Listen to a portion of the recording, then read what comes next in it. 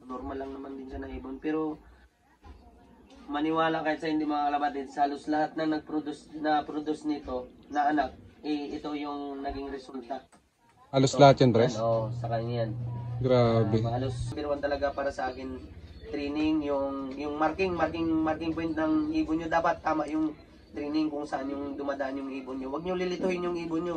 Yung dumiritso na kayo, babalik na naman ulit kayo mga kalapatids. Mga vitamins natin mga kalapatids, ano lang, probiotic lang tayo mga kalapatids. Tapos bawang, honey, yun lang naman yung mga inano natin. Tapos yun,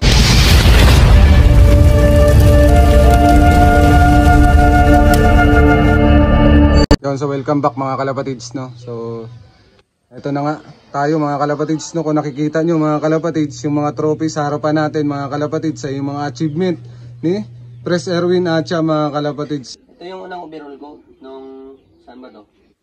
Kuyo. Yan, ito yung kauna ng first overall ko ng Kuyo. Ito yung Kuyo. Tapos ito first overall din to, Bulilo yan. Grabe, no mga kalapatids. Tapos ito second overall, Balabak. Yung isa mga Yung kalapatids. malaki, oh. Tapos ito yung nakatatapos lang natin. Yung sa Linabangan. Second overall din tayo mga kalapatids and words. Grabe, napaka... Tapos ito third overall naman to. Saan naman yan, Pres? Sa Linapakan rin? Oo, Linapakan. Tapos ito yung nag-first overall tayo sa tawag nito, 1K Bandit. Sulok laging tayo mga kalapatids. Grabe, Sa no? 1K Bandit. Sulok laging tayo dyan. Siya yung humakot? Oo. Tapos ito yung 9 overall naman. Linapakan din yan. Ito naman is ano? Third overall. Ito second overall. Yan, second overall. Tapos ito second overall din yan mga kalapatids. Yan, lahat yung mga trophy natin. Tapos ito naman, ito yung ano to, hindi karera to mga kalapatids. Nagsali tayo sa ano, Baragatan. Lahat yan, lahat ng ano natin, lahat ng tropa natin sa Palawan Punch Racing, sa Palawan Punch Club, sa PFCO, kasama natin dyan. Kasama ka dyan, pre. Oo, kasama ka dyan, alam mo yan. Ito yung nag-overall natin mga kalapatids. Nag-grand champion tayo mga kalapatids. sa pet show mga kalapatids, no? Sa Baragatan, ayan, Baragatan. Fit mo, show mo. Kalapatids, wala kaming idea sa mga ganong ano eh. Wala kaming idea sa mga ganong concept kung paano namin gagawin. Basta pagdating namin doon, yun, may mga nakadisplay na. Tapos, oy, ganito pala yung gagawin, ganyan, sabi namin. Anong gagawin natin ito? Dala lang namin, mga kids lang. Tapos, wala talaga tayong idea nun eh. So, yun lang, display lang kami doon. Tapos, pinagkukwento lang namin kung anong mga ginagawa sa ibon, pag-aalaga, pag-prepare. Grabe talaga Hindi yun. namin in-expect na kami yung magiging champion. So, isa yun, nakaka-proud yun. Dala natin siyempre yung Palawan Punch Club nun, yung PFCO. Tayo lang, isa sa pinagmamalaki ko yun. Tayo lang nakagawa nun. Mga kalapatids dito sa Palawan, ng ganun, nag-grand champion tayo mga kalapatids. Kung hindi dahil kay Pres Erwin nalagay yan sa... Dahil din yan siyempre sa mga kasamahan natin, sa mga admin. Talagang todo support sa atin. Yan ang isa rin sa pagsabi nila pag nagtutulungan kahit anong kakayanin mga Talaga kalapatids. lang mga Dahil kalapatids. kung tayo lang, kahit anong abilidad pa yung gawin natin mga kalapatids, kung mag-isa lang tayo, hindi natin kakayanin yan. Tama. Kahit ngayon sa ginagawa natin sa club, kung pagpatakbo natin sa club, kung tayo lang mga kalapatids, walang mangyayari dyan. So, nagpapasalamat din ako siyempre sa mga players ay kahit maliit pa yung club natin, talagang full support sa atin mga kalapatids, lalong-lalo na sa mga admin, sila Sir Allen, siyempre si Sir Senyo, siyempre yan, si Tol dyan. Lahat ng mga player, yan, siyempre nagpapasalamat tayo dyan mga kalapatids dahil andyan sila. Maraming nag-i-entry kahit paano, marami ng ibon, marami ng player. So, mas masaya na mga kalapatids. Tama. So, sana sa susunod na mga karera pa na mga mangyayari is marami pa, mas dadami pa yung player natin mga kalapatids. Yun nga, tulad ng sinasabi ko, para sa ikakaganda ng club natin, hindi para sa atin yun. Hindi para sa akin, para sa ikakaganda ng club at para sa atin lahat ng mga kalapatids. Maraming salamat, Pres, no? So, at sa ating mabuting so isa sa haligi, no, na si Madam Terry. Ito nga pala yung asawa ni Pres. Ibon, kung titingnan mo lang siya, parang wala namang special din sa kanya, no? Ano rin naman, normal lang naman din siya na ibon. Pero maniwala kahit sa hindi mga kalapatids, halos lahat na na-produce nito na anak, ito yung naging resulta. Halos lahat yan, Pres? Oo, sa kanya yan. Grabe. Halos anak ng anak niya mismo. Yan, halos yan. Halos lahat may pasok ng... May pasok ng ano niya. Hindi ko naman alam kung anong bloodline ito, kaya nga tawag ko dito Tacloban, kasi yung ring niya mga kalapatids, kung mapapansin niyo yung pangalan, ayan, SDR. Oo. SDR Tacloban Survivor nakalagay. Ito na-acquire natin ito siyempre doon din sa puncher din na nung kung saan bago pa lang tayo nagsisimula, newbie tayo. So kailangan niyang mag-wait muna sa pag-ibon. Simula na na-acquire ko to, yun na, doon na tayo unti-unti nakilala sa larangan ng pigeon racing mga kalapatids. Pukpok na to mga kalapatids. kahit sinong kak na lang yung napaparis natin dito mga kalapatids. So kahit anong kak na ipares, Pres, talagang pumapalo? Oo, halos lahat. Hindi man lahat, pero talagang may lulusot dyan. Grabe. Hindi man lahat, pero talagang may, siguro sa mga dalawang clutch, mayroon talagang isa dyan o dalawa. Grabe. Hindi yung isa sa signature niya mga kalapatids. Pag sinabing Tacloban, pag hipo mo ng katawan, alam mo na anak niya. Grabe. Kasi yung katawan, ano talaga yung katawan niya, buong buo. Tsaka kahit maliit siya, yung katawan buo pa rin. Pero pag sinabing anak ng Tacloban, galing sa akin, tapos hindi ganun yung katawan, ay hindi niya anak yun. Kasi wala siyang inaanak na mga bangkain, yung kung tawag nila bangkain yung katawan. Wala siyang inaanak na ganun. Halos lahat ng inaanak niya, matitigas katawan, tsaka buong buo. Ano natin mga kalapatids, pinangbabangga natin sa mga simple sa mga batak rin na puncher na mga nauna sa atin. Ito lang yung kumbaga, ito lang yung pinangbubuntot natin sa kanila. Grabing ibon na yan. Siyempre, salamat talaga sa mga unang-una sa player at unang-una sa founder din ng PFCO, siyempre. At pinagkatiwala sa atin yung club. Unang-una siyempre sa pangunguna ni Gerardo Soto. Yun.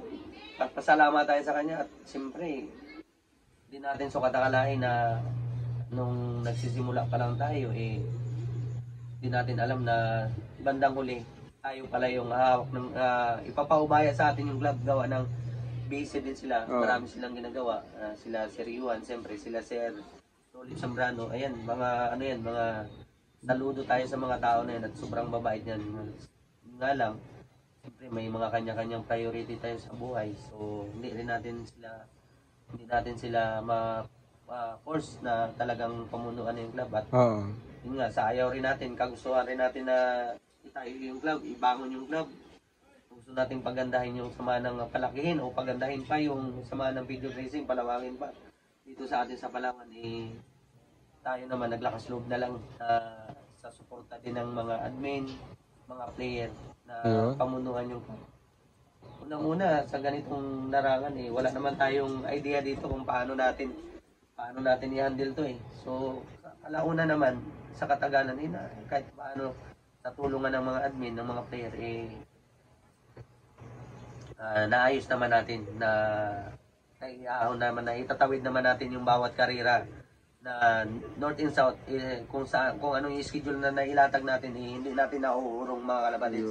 Kahit ilan na lang yung ibon natin, tinutuloy natin mga kalapatids. Basta nakalatag na kung anong platform na nailatag natin sa GCE, wala tayong inuurungan dyan mga kalapatids. Ginagawa natin ang paraan kung paano natin maiabot o matapos ng maayos yung karera natin mga kalapatids. Yung isa rin sa nagmamalaki natin simula nang tayo humawak ng club natin mga kalapatids. Yun, so Pres, pwede bang malaman namin ng mga newbie pansier o ng manonood natin dito, no, na ginawa mong preparation o conditioning sa nag-second overall mo, no, na itong katatapos lang na linapakan race. Pwede ba naming malaman? Pwede mo bang i-share? Ayan mga kalapatids, napakagandang tanong yan natin, mga kalapatids. Yan tayo na-challenge sa mga unang-una mga kalapatids, siyempre dito sa atin sa Palawan, alam niyo naman napakahirap dito ng mga vitamins ng mga about dito sa pigeon racing sa pagkakalapati mga kalapatids. So kung may mga vitamins man tayo na ibibigay, kung order tayo medyo matagal pa. So yung ginawa natin, di na natin masyadong pinapahirapan yung ibon natin. Kung ano lang yung meron dito sa atin, mga kalapatids, yung kaya lang natin. Siguro sa akin yung preparation ko unang-una talaga, number 1 talaga, yung pag-aasikaso natin sa ibon mga kalapatids, yung paano natin sila inaalagaan, paano natin sila nabibigyan ng maayos na pahinga. Siyempre, number 1 mga kalapatids, training mga kalapatids. focus tayo sa training. Kung sa vitamins naman kasi mga kalapatids, yung vitamins, ang daming vitamins eh. Ang dami nating vitamins. So lahat ng vitamins kasi na ilagay natin sa lahat ng vitamins na nabibinta na nabibili. Kung lahat 'yan ipapainom natin at pwedeng mag-champion, lahat naman dapat sana lahat naga-champion na. Pero hindi, number 1 pa rin talaga kalapatids na sa inyo. Number 1 talaga para sa akin training, yung marking point ng ibon nyo, dapat tama yung training kung saan yung dumadaan yung ibon nyo. Huwag nyo lilituhin yung ibon nyo. Yung dumiritso na kayo, babalik na naman ulit kayo mga kalapatids. Para sa akin yun ha. Hindi ko sinasabi na yung ginagawa ko gawin nyo. Sa akin naman, ganun kasi ako. Kumbaga, pag dumating na ako doon sa marking point ng kung saan talaga doon yung gusto ko, doon na lang, tumitigil na ako doon, tapos antayin gano'n lang yung club training kung kailan makaabot doon, tapos doon ako mag-i-start ng pasabay ng ibon. Hindi ko na sabing didiritso pa ako, tapos babalik ko na naman kasi may club training, ibabalik ko naman pasabay ko sa club training. Hindi ko ginaganon yung ibon ko mga kalapatids eh. Mauuna ako sa club, may mga self-training ako, pero hindi may hangganan lang ako na dapat hanggang doon lang talaga yung ibon pwede siyang ibalik. Kung may club training man sa malapit, una-una na ako, hindi ko na ibabalik. Kung kailan dumating yung club training doon sa marking point ko na nagsi-self training ako, hanggang doon ako magpapasabay sa club. So Pres, yung kinarga mo, yung anong mga binigay natin dyan? Mga vitamins natin mga kalapatids, probiotic lang tayo mga kalapatids, tapos bawang, honey, yun lang naman yung mga inano natin. Tapos sa pabaon natin, siyempre naglagay tayo ng champion pills, yun naman ang napapanood natin eh. Okay naman mga kalapatids, hindi naman tayo binigo. Basta yun lang, tsakin lang natin na yung ibon maayos yung katawan, lalo pagdating na sa ranking. Kasi pag nakaranking yung ibon mo, pagdating na ng last lap, kahit na medyo masama yung katawan, kailangan mo talagang i-load, lalo pag nasa ranking. Obligado. Oo, obligado ka. Katulad na lang nito mga kalapatids, papakita ko sa inyo mga kalapatids. Ito. Yan si Survivor. Kaya Survivor yung pangalan niya mga kalapatids. Halos 1 week yan na kaka-recover lang nito sa nagka-adino to mga kalapatids. Pero kailangan natin siya ikarga kasi contender yan sa ranking yan. Kaya yun, awa ng Diyos. Nakaano pa rin. Nag-overall champion, nagsulok laking pa mga kalapatids sa 1K bandit. Grabe no. So, mga kalapatids. at may adino, grabe. Susuka, nagtatain ng green, ayaw kumain, pero nagawa ng paraan. Mabuti na lang talaga ng time na yan. Inadili yung karira natin ng isang linggo. Ng 1 week, gawa nga ng releaser, hindi natin masyadong yung release, hindi nakasundo yung release. Sa ibabayad natin sa kanya. So tumiming rin talaga Pres, nagkataon na yun, kaya nabigyan siya ng oras para ma-condition ulit. Na-condition natin siya, pero kung hindi, talagang hindi napipilitan tayo na hindi na siya malud kasi unang-una bumagsak talaga yung katawan niya. So 1 week siya na-recovery, tapos yun nga, tumiming talaga at least. Siguro talaga para sa kanya talaga, no? So yun lang yung conditioning rin natin mga kalapatids. Huwag natin masyadong pahirapan ng ibon natin kasi kung masyado tayong maraming vitamins na binibigay, minsan isa rin sa nagpapahamak pa ng ibon natin mga kalapatids. Pag nasobrahan. Pag nasobrahan sa vitamins. Yun mga kalapatids, no? Yun lang. Basta ako bawang lang, Lunes, pag Lunes ginagawa ko pag linggo kasi, linggo karira, pagdating ng Lunes recover muna natin yan. Pagdating ng Martes, bibigay ako ng probiotic mga kalapatids. Tapos pagka Merkulis, probiotic, nag-flashing ako. Flashing. Tapos kung mag-flashing, recover yan ulit. Tapos vitamins, sabay yun na, mag-road training. Mag-sisiltos ako, mag-midtos. Yun, so mahalaga talaga yung midtos talaga, no? Mga kalapatids. Kung saan yung marking point nyo, yung starting nyo, yun, doon lang, midtos lang.